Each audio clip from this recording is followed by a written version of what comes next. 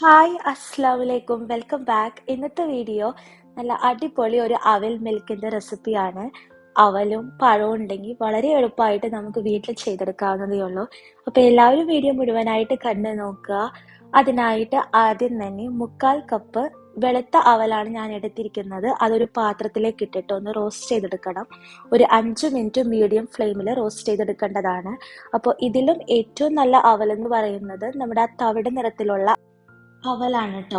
അപ്പൊ ഇതിന് കുറച്ച് കട്ടി കുറവായിരിക്കും. അതിന് കുറച്ചും കൂടി ഒന്ന് കട്ടി ഉണ്ടാവും. അപ്പൊ അതാണ് കുറച്ചുകൂടി കടിക്കാനൊക്കെ നമുക്ക് കിട്ടാൻ കുറച്ചുകൂടി നല്ലത്.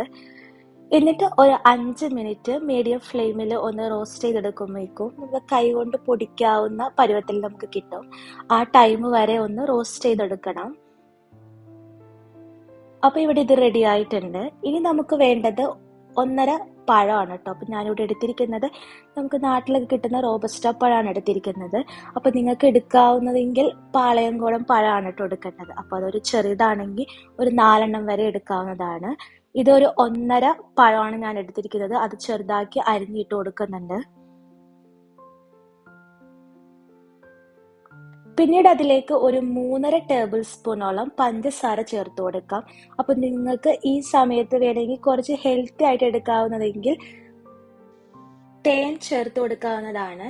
അപ്പൊ ഏലക്കാപ്പൊടി ഇടുമ്പോൾ ഒരു പ്രത്യേക ടേസ്റ്റ് തന്നെയാണ് കേട്ടോ. അപ്പൊ അതെല്ലാവരും ഇടാൻ ശ്രമിക്കുക.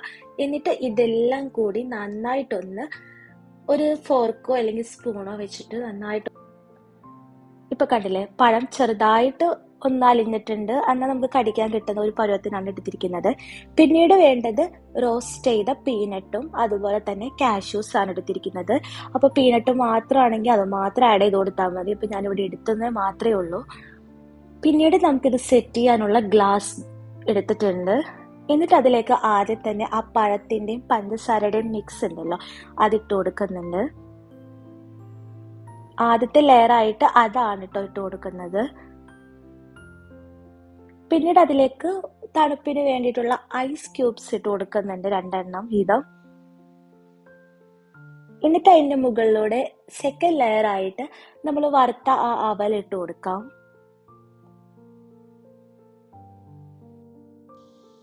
അങ്ങനെ ആ അവൽ ഇട്ട് കൊടുത്തതിന് ശേഷം മുകളിൽ നമ്മൾ എടുത്തു വെച്ച നട്ട്സ് ഇട്ട് കൊടുക്കാം.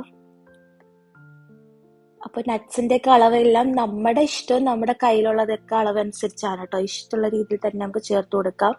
എന്നിട്ട് നന്നായി തണുപ്പിച്ച പാലാണ് ഒഴിച്ചു കൊടുക്കുന്നത്. പാൽ ഒഴിച്ചു കൊടുത്തതിന് ശേഷം മുകളിൽ ഒന്ന് ഡെക്കറേറ്റ് ചെയ്യാൻ വേണ്ടി മാത്രം ആ വറുത്ത കുറച്ച് അവലിട്ട് കൊടുക്കുന്നുണ്ട്. അതുപോലെ തന്നെ നട്ട്സും ചേർത്ത് കൊടുക്കാം.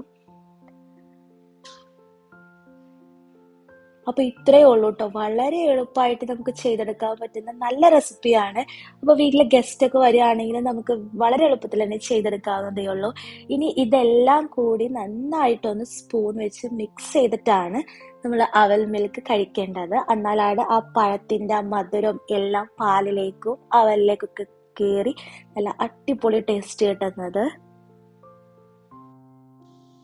അങ്ങനെ എല്ലാവർക്കും അറിയുന്ന റെസിപ്പി ആയിരിക്കും. അറിയാത്തവരുണ്ടെങ്കിൽ ഇതുപോലെ ഒന്ന് ട്രൈ ചെയ്ത് നോക്കുക. വീഡിയോ ഇഷ്ടപ്പെട്ടാൽ ലൈക്ക് ചെയ്യാനും ഷെയർ ചെയ്യാനും സബ്സ്ക്രൈബ് ആക്കാനൊന്നും മറക്കരുത്. അങ്ങനെ ഇന്നത്തെ വീഡിയോ ഇത്രയേ ഉള്ളൂ. ഇൻഷാ അല്ലാ ഇതുപോലുള്ള പുതിയ പുതിയ വീഡിയോ ആയിട്ട് കാണുന്നത് വരെ താങ്ക് യു, ബൈ.